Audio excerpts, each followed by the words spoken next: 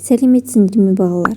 Бүгін сендермен ана тіл оқулығындағы 94-ші сабақ заттың санын білдіретін сөздермен танысатын боламыз.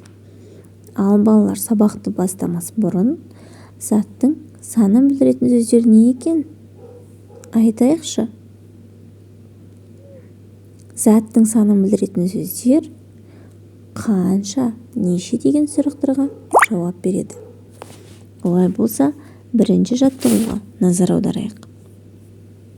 Мына жерде мәтін берілген, бірақ мәтін бөліктерін орнына қоюымыз керек. Ең бірінші, күрес қазақ халқының дәстүрлі спорт ойындарының бірі. Яғни, бұл бірінші мәтін. Күрес адамның денесін шыңдайды, күшін арттырып, өсіп жетілуіне мүмкіндік жасайды. Сонымен қоса, оларды батыл, ержүрек, табанды болуға дағдыландырады. Жақсылық Үшкемпіров, Дәулет Тұрлыханов, Ақжүрек Таңатаров атақты палуандар. Бұл мәтіннің авторы Айып Нүсіпқожаұлы. Ал балалар, мәтінге ат қояйықшы. Бұл мәтін қазақтың күрес, яғни салт дәстүрі туралы айтылған екен. Күрес қазақ халқының дәстүрлі спорт ойындарының бірі. Яғни тақырыпты күрес деп қойсақ болады ма екен? Дұрыс айтасыңдар, болады. Олай болса, екінші жаттығуға назар аударайық. Жұмбақты көшіріп жаз. Шешуін тап.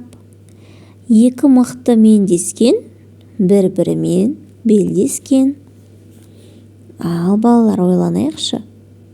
Екі мықты мендескен, бір-бірімен белдескен.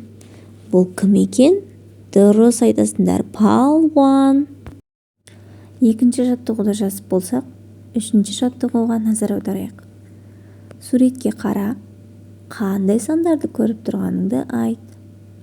2, 3, 4, 5. Осы сандарды қатыстырып, сөйлем құрап жаз. Атам 2 лаққа сүт берді.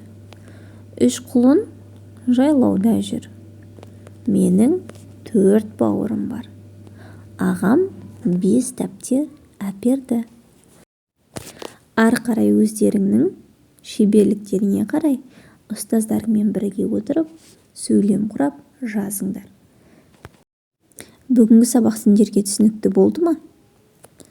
Жарайсыңдар. Ал егер тағы да кішкене түсінбесек, бір ойын ойнайық. Сабақты толық меңгеру үшін. Олай болса, мына тапсырмаға назар аударайық. Заттың санын білдіретін сөздер сан есім деп аталады. Және қанша, неше, нешінші деген сұрақтарға жауап береді. 2 ағаш өсіп тұр. Неше ағаш өсіп тұр? 2 ағаш өсіп тұр. Бұл қандай зат? Заттың санын білдіріп тұрған сөз, жарайсыңдар. 3 сиыр жайылып жүр. Қанша сиыр?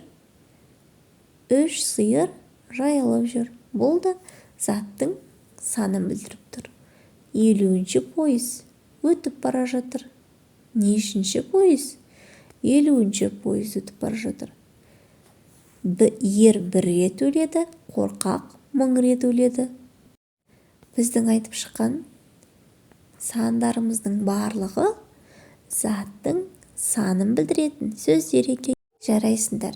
Біз егерде сөйлемнің ішінен санды көретін болсақ, ол заттың санын білдіретін сөздер. Келесі сабақта кездескенше сау болыңыздар.